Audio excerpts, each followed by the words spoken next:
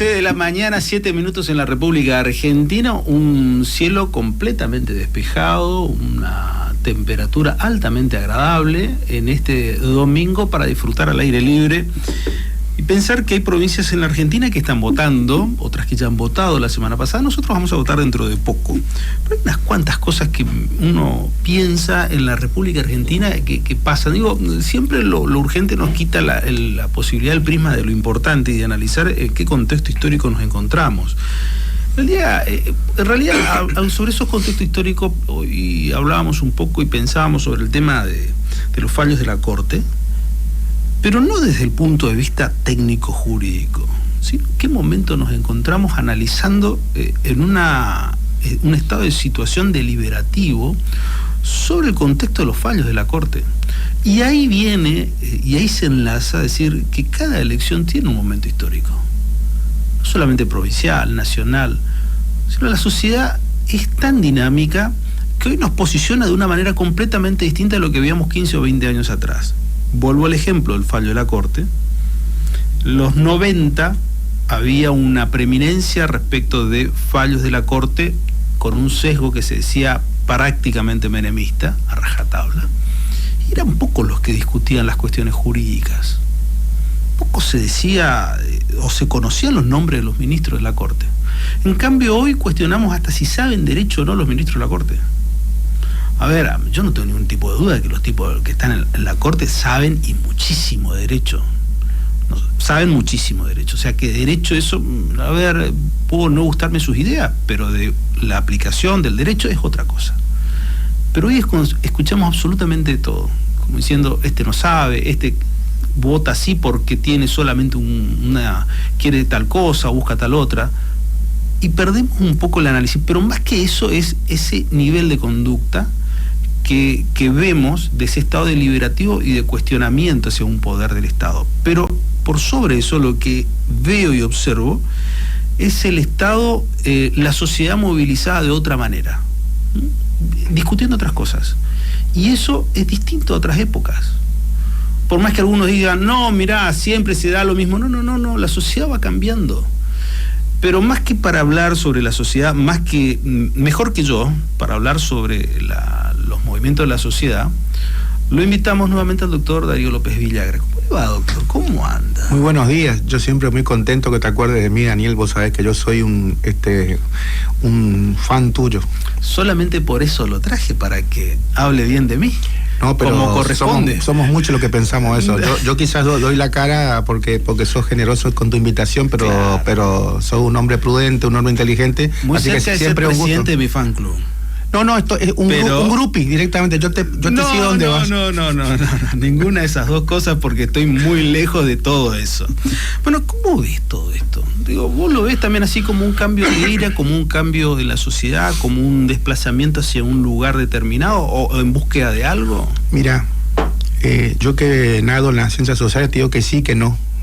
Porque hay un mundo coherente como la ciencia social. Claro, porque hay un mundo que tiene que ver con el deber ser, que es lo que nosotros querríamos que sea, y otro el mundo de lo que es. Claro. Y a veces se juntan, a veces no. Mirá, cualquier tipo de análisis vamos a suponer, la sociedad correntina, argentina, parten fundamentalmente de contextos internacionales. El contexto internacional ha cambiado muchísimo. Y allá en el fondo también la Argentina, con sus intensidades, digamos, ¿no? Uh-huh. El contexto internacional realmente ha cambiado mucho porque nosotros estábamos acostumbrados a dos momentos. A una sociedad de la posguerra, es decir, después de la Segunda Guerra Mundial se construye una sociedad, se produce lo que se llama la americanización de la vida, es decir, Estados Unidos impone modelos culturales que más o menos los adopta prácticamente todo Occidente. Se genera la Guerra Fría, con dos bloques bien establecidos, la Unión Soviética y Estados Unidos como liderando el mundo libre.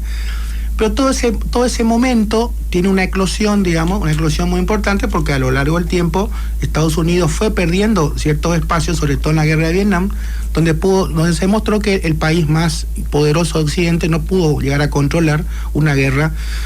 Con un país pequeño. Claro, y endeble económicamente al lado del poderío. Entre Laos y Vietnam, digamos, encima. Sí.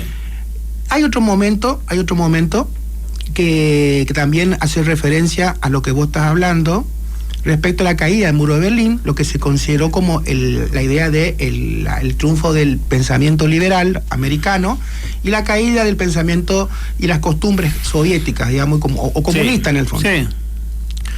Pero, y ahí se habló en esa época, en esa década del 90 que vos bien lo relataste, se hablaba de la democracia de mercado directamente. La democracia de mercado había triunfado, era un modelo, y bueno, prácticamente cuando sube el presidente Menem, después de la hiperinflación del 89, él se queda, él está dentro de ese plano, ese universo que es la democracia de mercado.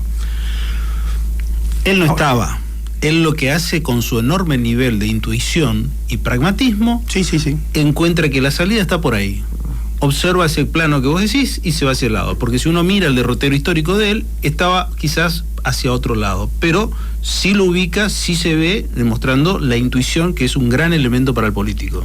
Claro, la oportunidad. La oportunidad. Y bueno, ahí por ejemplo tenemos a la figura de Estados Unidos como modelo triunfante. Pero resulta ser que el tiempo va continuando, y mientras se vivía ese momento, del otro lado del mundo, sí, estaban haciendo una gran potencia, que ya era una gran potencia demográfica, digamos.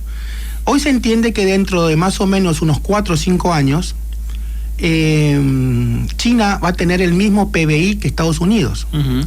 China era una potencia enorme, un enorme territorio, muy poblado, pero económicamente pobre. ¿Qué está pasando hoy en día? Porque esto genera un estrés dentro del sistema, hasta los sistemas municipales, te quiero decir. Sí. Está pasando algo, que se está viendo ciertas limitaciones de la hegemonía norteamericana. Hay una alianza muy importante entre lo que es China, que está compitiendo en términos económicos y por supuesto de mercado. Por eso vemos a veces esas incoherencias que los espacios políticos reclaman. Por un lado Estados Unidos, por un lado Argentina visita a Estados Unidos, después se va a hablar con China. Es que todavía estamos en un proceso de mucha transición. Y te decía 3 países, es China, India, que también está hacia ahí, claro, y Rusia. Ellos, a ver, yo te cuento una anécdota. El año pasado yo estaba en la Universidad de Cádiz. Uh-huh. Cádiz, les cuento, es una ciudad puerto en el sur de España, uh-huh, frente a Marruecos, digamos. Sí. Y es una ciudad muy especial porque ahí en Cádiz está una ciudad norteamericana, que es la ciudad Rota. Rota es una ciudad norteamericana donde está emplazada una de las flotas de los Estados Unidos. Cerca de ahí también está la base de Morón, más cercano a Sevilla. La base de Morón es una base aérea norteamericana, que se relaciona con las bases que todavía mantiene Estados Unidos en territorio europeo en Italia. Una mañana yo me levanto, bueno, uno viene de Argentina, uno lee Clarín, La Nación, Página 12, lo que sea, y bueno, digamos que en nuestro planeta las noticias locales y más o menos regionales absorben todo. Claro. Pero en estos países, si uno, por ejemplo, toma el diario El País, que es el diario global en español más importante que hay en el mundo, sí. las primeras páginas son de internacionales, después viene el nacional. Sí. Pero eso también tiene que ver con la perspectiva, ¿no? Es decir, en nuestros diarios locales, inclusive, la parte internacional son como noticias, como chismes internacionales. Es relleno, exactamente. Por ahí cayó una vaca, se escapó un caballo, se puede tapar toda una guerra, digamos, que está ocurriendo en el mundo. Y uno tiene que entender que uno está dentro de un sistema global. Lo que quería contarte, que estando estaba en una facultad de económicas, yo me levanto a la mañana temprano a desayunar con los otros compañeros. Y estábamos por desayunar y resulta ser que yo veo la cara de ellos, que veo una cara rara, una cara bastante rara. Y le digo, ¿qué pasa? Me dicen, ¿sabes lo que pasó anoche? No sé, no tengo ni idea. Yo estaba. Entraron 5 cazabombardeo chinos a territorio taiwanés. Ah, sí. Entonces yo le digo, y yo le miro, ¿no? Y le dicen, pero nosotros estamos preocupados. Porque la percepción que tiene Europa, digamos, es que en ese momento estoy hablando, la Ucrania todavía estaba cerca, la Ucrania, estaba cerca, que era una inminente, la inminente tercera guerra mundial. Entonces yo ustedes están muy preocupados por esto, ¿no? Y sí, sobre todo por la presencia de China, y sobre todo por la presencia, por la idea que tiene Europa ahora, que Europa ya no se siente tan... segura y fuerte. No, ya no, el concepto de eurocentrismo que hemos tenido durante toda nuestra vida, digamos, de la época colonial de la República. Hay un contexto en eso que tiene que ver también con, y la otra vez lo hablaba no sé si con Jorge Castro o Inés Capdevila, sobre también la mutación desde los liderazgos que tienen, porque por ejemplo estamos ahora en una era sobre lo que hizo Putin, especialmente ingresando Rusia a Ucrania, sobre esa suerte de quiebre. Lo hizo exactamente a 30, 60 días que Angela Merkel dejó el poder. Gran Bretaña con una crisis de liderazgo importante que va mutando. Esos liderazgos también muestran otras cosas. Esa ausencia de liderazgo que antes tenía especialmente especialmente Alemania en particular, favoreció a todo este movimiento también. Y sí, sin lugar a dudas, está bueno, te digo que está bueno de vez en cuando sentarse a hablar un poco de la política internacional, porque ahí también, en un costadito, también entra la Argentina. Bueno, ahí venía la próxima pregunta era esa, porque decía, ¿cómo funciona el contexto internacional? Hablando de la Argentina, que si vos me estás hablando de allá, de China, me hablas de Rusia, me hablas de Estados Unidos, me hablaste del conflicto de Taiwán. Yo no sé cuántos saben cuál es el verdadero conflicto de Taiwán, cuál fue la génesis, un conflicto increíble de Taiwán y China. Sí. Y nosotros, ¿cómo hago yo para bajar a Alberto, a Cristina, a Corrientes? ¿Cómo me mueve todo eso? ¿Cómo se mueve todo eso para que termine impactando acá? Qué buena pregunta esa, extraordinaria pregunta.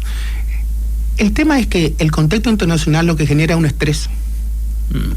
También está también el estrés interno. O sea, el estrés interno tiene que ver con equivocaciones de la clase política. No estoy hablando de un sector de la política, de la clase política. El contexto internacional tal vez es un estrés. Es decir, por ejemplo, lo que está pasando en Europa ahora es muy significativo, porque Europa, te decía, lo que vos dijiste también es muy inteligente. Es decir, Europa ahora carece de grandes liderazgos. Y el liderazgo natural de Europa es Alemania, digamos, ¿no? O sea, lo que nosotros llamamos el euro, eso es el franco alemán de toda la vida, digamos. O sea, claro. Alemania tiene una centralidad, digamos, hasta no hace muchos años. Vos andabas por las carreteras españolas y vos veías los carteles que decía esto fue pagado por los contribuyentes alemanes. Cuando la Unión Europea está avanzando sobre Europa del Este, ya más allá de Polonia, digamos, empezó a desinflarse un poco. Pero en el medio pasó algo. Que parece como que a la Argentina le pasó de costado, pero tampoco le pasó de costado, que fue la última crisis del sistema capitalista. Es decir, la famosa subprime, digamos, la burbuja inmobiliaria. Eso fue en el 2008. En el 2008 se produce eso, recién a mí me tocó estar allá viviendo en España, a ellos les llega recién a partir del 2010, 2011. Eso fue un descalabro, porque nosotros, la Argentina tiene una elasticidad social respecto a los procesos de crisis, digamos, pero ellos no. Ellos venían de más o menos de 30 años de crecimiento y desarrollo sostenido, de las dos cosas. Entonces, cuando llega eso, se encuentran con una situación bastante complicada. El segundo problema tiene que ver fundamentalmente con la energía. A los europeos y a los americanos, Estados Unidos, es verdad, se reacciona muy rápido, sobre todo si uno recuerda estos últimos momentos de Trump, donde Estados Unidos llega prácticamente al pleno empleo nuevamente. O sea, Estados Unidos se reacciona muy rápido a esta crisis. Europa no. En el medio va a aparecer otro problema, pero es un problema histórico, digamos, de Europa, que es el tema de la energía, el tema del petróleo, claro, el tema del gas. Y Europa es muy dependiente. Recordemos que España, en la década 90, se rebusca acá en Argentina y crea una empresa que se llama Repsol YPF, donde era bastante irónico que uno se iba a Madrid y el litro de nafta estaba más barato que en Argentina, claro, digamos, por la nafta. Bueno, son países altamente dependientes del petróleo y el gas externo, digamos. Externo digo inclusive a Rusia. Por ejemplo, el caso español es bastante complejo porque ellos, por ejemplo, y fíjate cómo entra la política internacional. Ellos tienen dos conductos muy grandes, uno que va de España a Marruecos y de Marruecos a Argelia, porque Argelia es el gran productor de gas, ¿no? Claro. Y hay uno directo que va a España a Argelia. Resulta ser que sabemos todos, en cualquier momento, porque está la situación dada, hay un clima de guerra entre Marruecos y Argelia, que eso están viviendo ahora mismo. Y uno dice, ¿y a mí qué me importa? Yo vivo en Corrientes, ¿qué me importa que Argelia y Argelia y Marruecos estén en guerra? Que Europa está con grandes problemas de autoabastecimiento, digamos, de energía. Por un lado, España y Francia, y por otro lado, Alemania, los países que están en el sur de Alemania, que ya no tienen ya no proveen, Rusia ya no es capaz de proveer la energía. Entonces, ellos están pasando una situación bastante peculiar. En los últimos años, por ejemplo, ese mundo, digamos, que tenía estabilidad económica, estabilidad política, resulta ser que empieza a bambolearse también. Uh-huh. En el sentido de que yo siempre le decía a mis amigos españoles, ustedes tienen muchos problemas, pueden tener problemas con tu hija, pueden tener problemas del colegio, problema tal, pero hay un problema que ustedes no tienen, que nosotros los argentinos tenemos, que el país es un problema para nosotros. Entonces, vos podés tener cualquier tipo de problema. Tu mujer está con otro, qué sé yo, el perro está enfermo, pero el país no es un problema. Resulta ser que ahora el país también para ellos es un problema. Claro. ¿Por qué el país es un problema? Porque estoy metiendo siempre el dedo en la cuestión energética, porque eso nos conecta con el conducto Néstor Kirchner. Nosotros tenemos, mal que mal, hoy me levanté optimista, Daniel. Sí, buenísimo. Me levanté bastante optimista. Ellos están con Ahí encontramos la salida, ¿sí? Cristina Kirchner en su última charla dijo, tampoco crean que eso es magia, o sea, eso no va a salvar. Porque Argentina más o menos, inclusive en contra de los argentinos, digamos, el famoso chiste de la Argentina crece cuando los argentinos duermen. Claro. La Argentina más o menos, yo creo que sin querer y con ciertas proyecciones desde el punto de vista de las políticas públicas, Argentina está yendo hacia un mundo, hacia un tipo de economía muy interesante en este contexto de ultra racionalización de la energía. Mira, quizá el presidente más importante que tuvo la Argentina, perdónenme, otros sectores, ha sido Frondizi, nuestro querido Frondizi, de origen correntino, de ahí de Paso de los Libres. Sí, está todo muy bien, pero te fuiste ¿cuánto? Pero esperá, yo te voy a contar algo. ¿Te fuiste 60 años atrás? Pero esperá. ¿Cómo yo le explico a mi hijo? Escuchá, y me va a decir, papá, ¿vos no le conociste a Frondizi? No lo conocí. Pero te voy a decir algo, no te pongas mal. Sí. Frondizi, antes que lo echen a patada en el 62, él tuvo poco tiempo. Dijo, la Argentina se va a desarrollar cuando pueda autoabastecerse de energía. Eso dijo. Y vos decís, pero pará.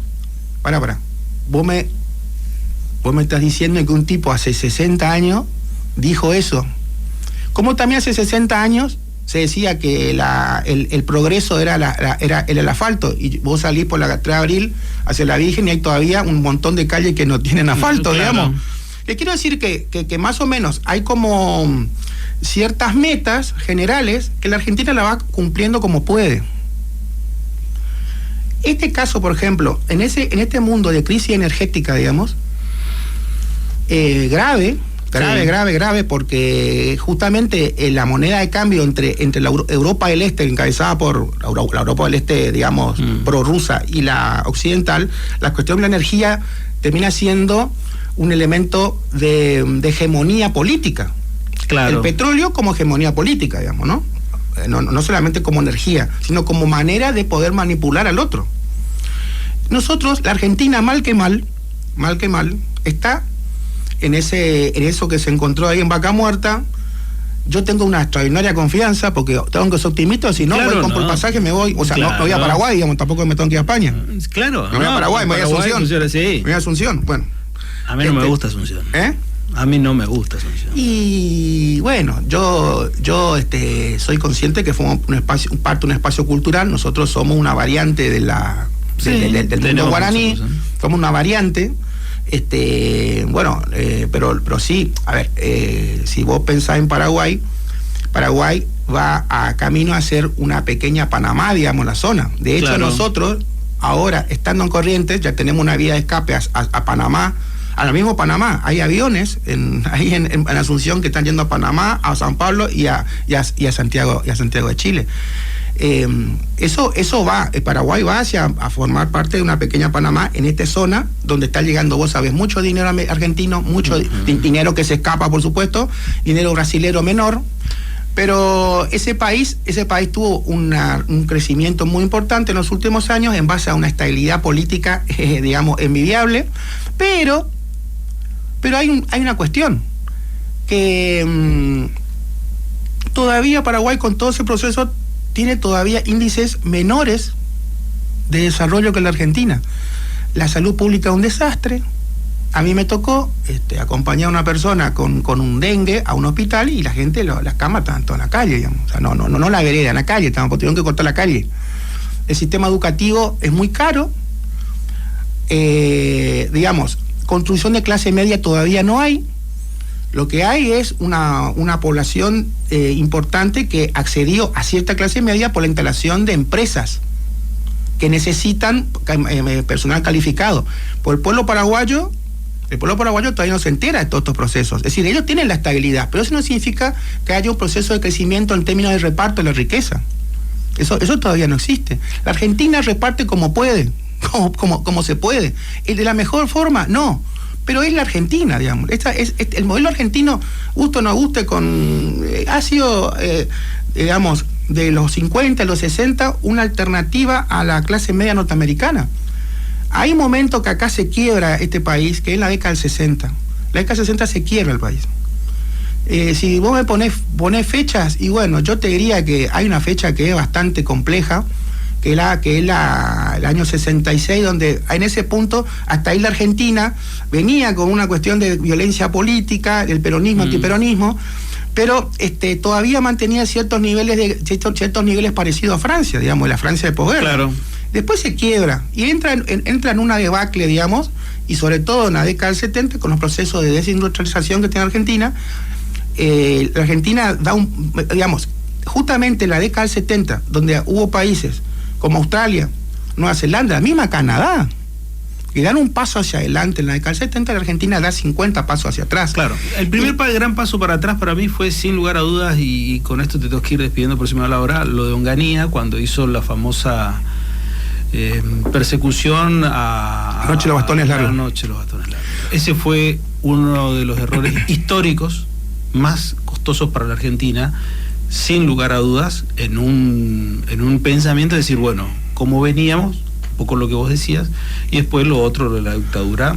Bueno, el gobierno de Onganía tuvo un nivel de perversidad realmente impresionante, que yo justamente en los últimos años me he dedicado a estudiar eso, un nivel de perversidad y desmantelamiento, porque la premisa en el 66 era la persecución del comunismo, y la idea, la pregunta es ¿dónde está el comunismo? Porque cuando estamos en la época de la posguerra, claro, estamos en la época de la ¿cómo es?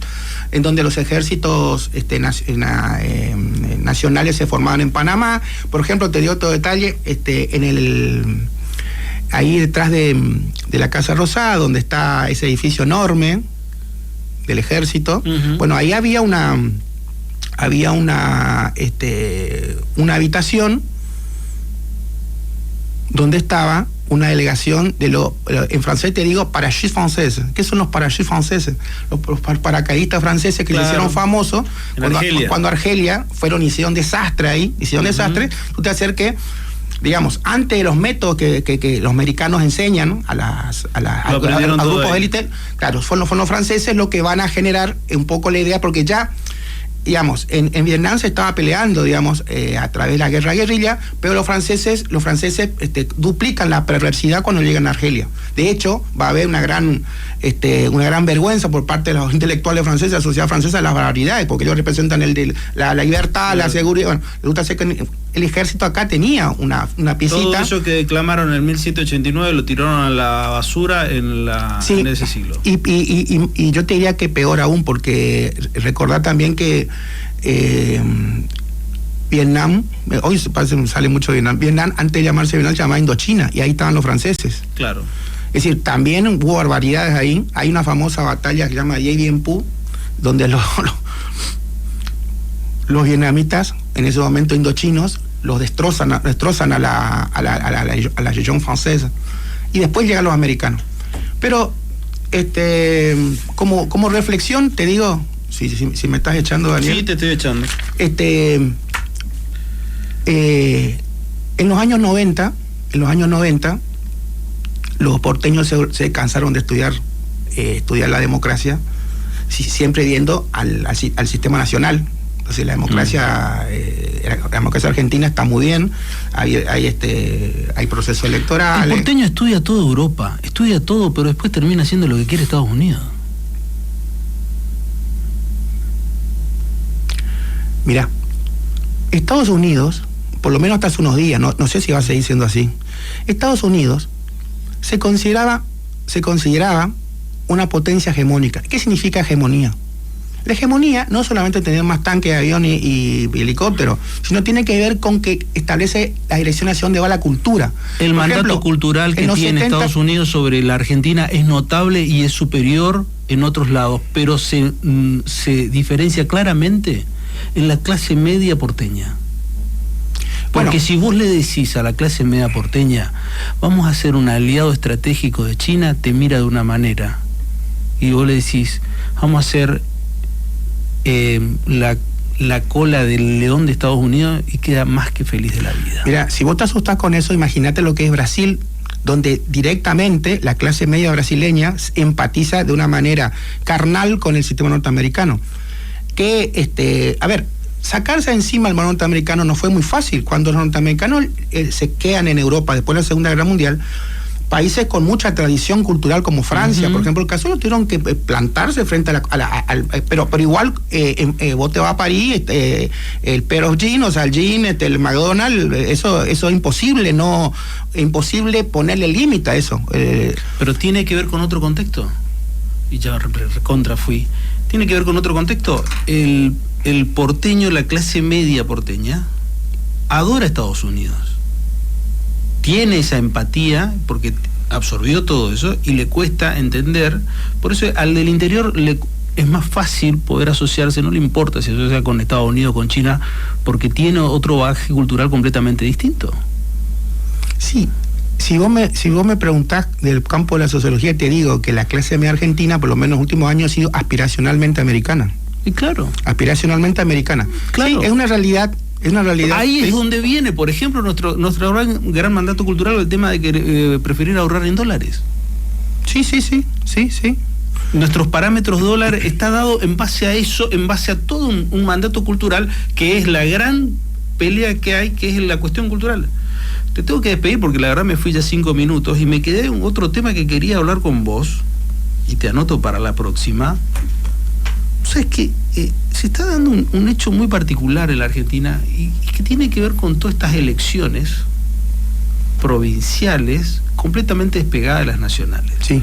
¿Y qué es lo que yo veo? Digo, estamos volviendo al sistema del siglo XIX de líderes territoriales exclusivamente. ¿Es por ausencia de un presidente fuerte o es porque en realidad estamos en una reconfiguración del país? Pero eso te lo voy a dejar para más adelante porque ya me fue el tiempo. ¿Qué querés que haga? Me encantó estar acá. Te anoté ya para la próxima. Pero ¿está bien o no te gusta ese tema? Pero me encanta, sentémonos a hablar. Porque entremos a mirar. ¿Sabes por qué me vino el otro gran disparador? El disparador, no el disparador reconfirmando. No es que miro la figura de Gildo Infran. No es que miro la figura de Capitanich, que son de un mismo frente político. Miro otras figuras y, por ejemplo, me quedé pensando en Misiones.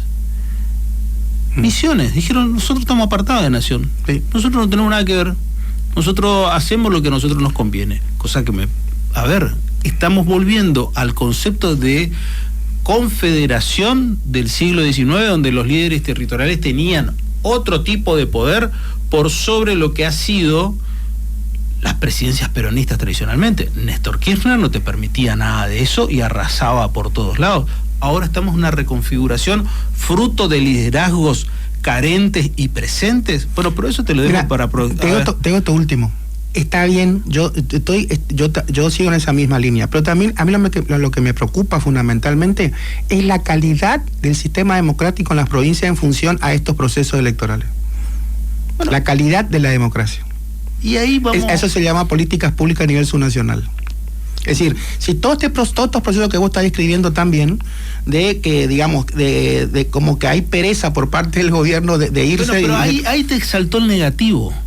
Porque en el evolutivo te diría que hoy tenemos mucha más calidad que la década del 80 y el 90. Y para un Estado, 20 años no es nada. Bueno, eso está en discusión, Daniel, ahora. Te cuento nomás. Sí, todo está en discusión, porque los tiempos van más rápido. Sí, está en discusión. Sí, porque hay una vorágine que es la economía que se lleva puesto todo. Claro. Se lleva puesto todo. Pero no es la economía. La crisis, yo no estoy de acuerdo con lo que sea la economía. Yo creo que es la vida. Porque todo pasa tan rápido y creo que más que la economía es la tecnología. Porque todo nos llevó a vivir mucho más rápido. Todos vivimos más rápido. Sí. Que nuestros padres, que nuestros abuelos. Todos vivimos mucho más rápido. Ellos sufrieron crisis económicas mucho más duras que las que nosotros padecemos.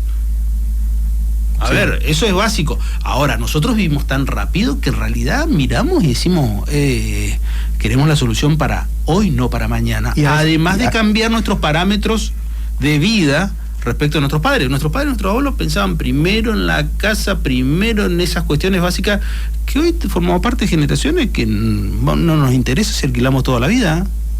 Que preferimos disfrutar el dinero, ¿no? Por eso se explica muchas cosas a través de a qué generación perteneces, para saber cuáles son tus expectativas, A ver, por ejemplo, cuando hoy escuchaba que vos hablabas de los menores, o sea, los que van a votar con 16 años, la verdad que en todo tipo de literatura respecto a los que votan a los 16 años, te dicen que esta gente no en general, digo, no estoy hablando en particular, en general, en el mundo, no empatizan con ningún tipo de partido político ni con ideologías tradicionales. Exactamente. Tiene que ver con la defensa del medio ambiente, tiene que ver fundamentalmente con temas que generan compromiso social, y a partir de ahí, digamos, tiene consecuencias políticas. Claro. Pero la política así tradicional choca contra ellos. Vamos a otra cosa, que es el desplazamiento de la ideología.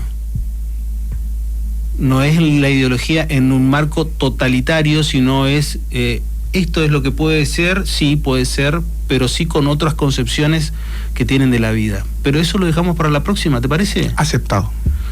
Vamos a la pausa. Gracias. Chau.